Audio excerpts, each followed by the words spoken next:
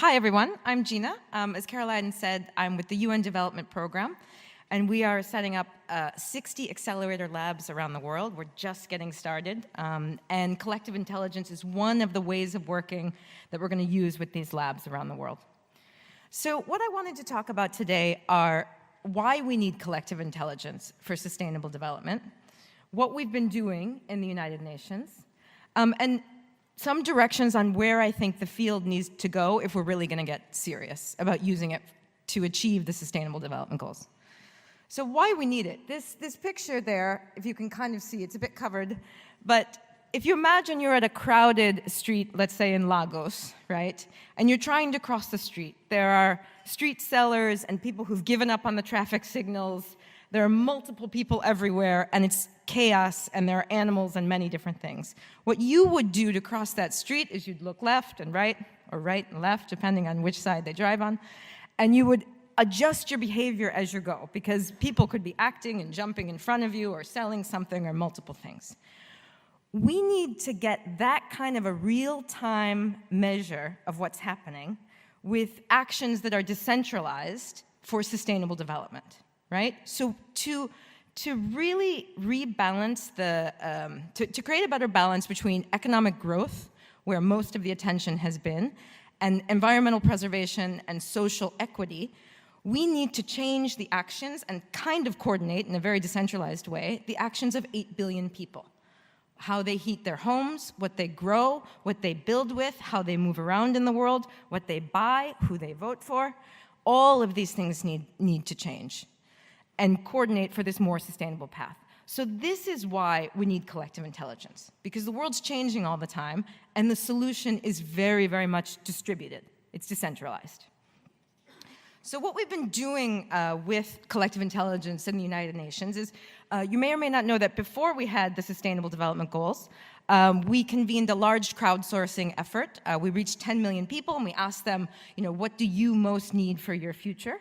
And that process was extremely useful, even in the negotiation of governments on what should be a goal versus what shouldn't be. I was in the room myself, and I saw the fact that many of these 10 million people voted for an honest and responsive government as high as or higher than good food, better health, a decent job. And this contributed to the fact that we have a Sustainable Development Goal number 16 for peace and justice and institutions. So it can work. Since the member states all agreed on these incredibly ambitious targets in September 2015, we've been trying to help them achieve them, right? And so the way we've been using collective intelligence often takes the form of a mobile application, very often the case.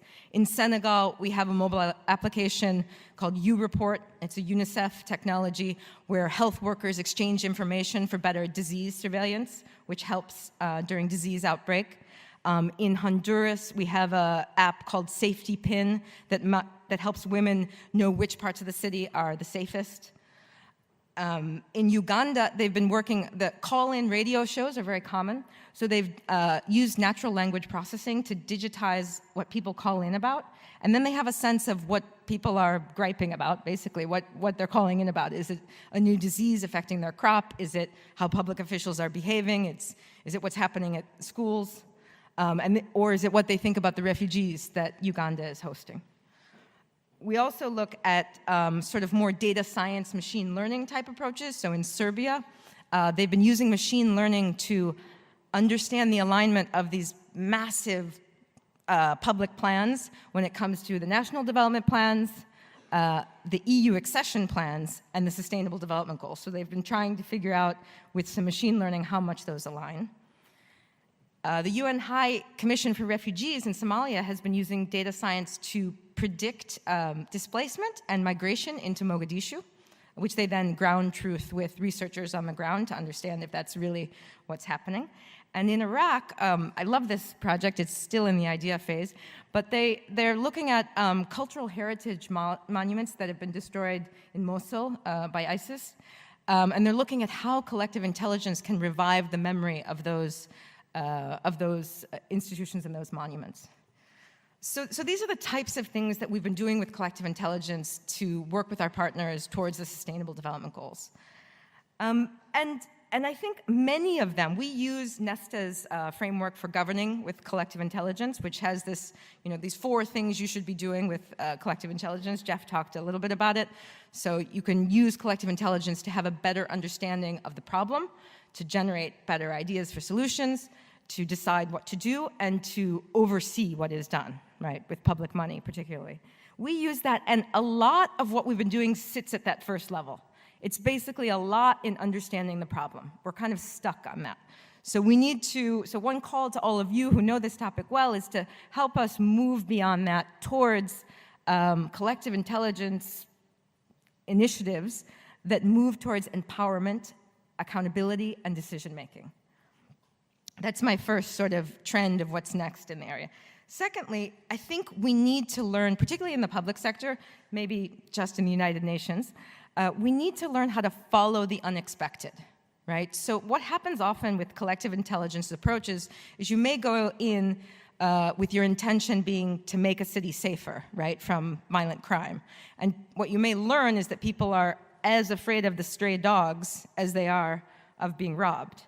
And you as an organization may not have a mandate or a budget line to deal with, animal management, but actually to solve the issue of safe cities, you have to somehow figure out how to solve the issue that people are telling you is the case.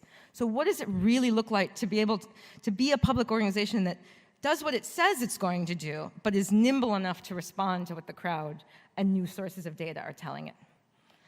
And then my third challenge for you all, this is my last challenge, is that if we're going to have humans working together with machines to solve a complex problem like sustainable development, we need 3 groups of people to start working more together. First are the people who understand machines, right? The people who understand what machines are good at in terms of processing information and where they're biased, and how that bias reproduces itself. We need the machine learning experts to then talk to the kind of human experts, right? The neuroscientists, the marketers, the psychologists, the ethnographers, who can tell us a bit about how human confirmation bias, when we look at something and it reaffirms what we already thought, how that interacts in a digital age and when working on really complex problems. There's interesting figures out on the correlation between how much of an article people read and how often they tweet, and you might be not surprised to know there's no correlation whatsoever. So people are very often tweeting things they've read less than 10% of. So how our minds interact with this digital age, especially when we need the cognition and the concentration to focus on really complex problems, is a question. And the third group of people we really need in the room are these sort of systems thinkers, right? People who understand wicked problems, problems where there are many stakeholders, they all have different agendas and incentives. They have a lot of ripple effects. You do one thing and many knock-on effects happen after that.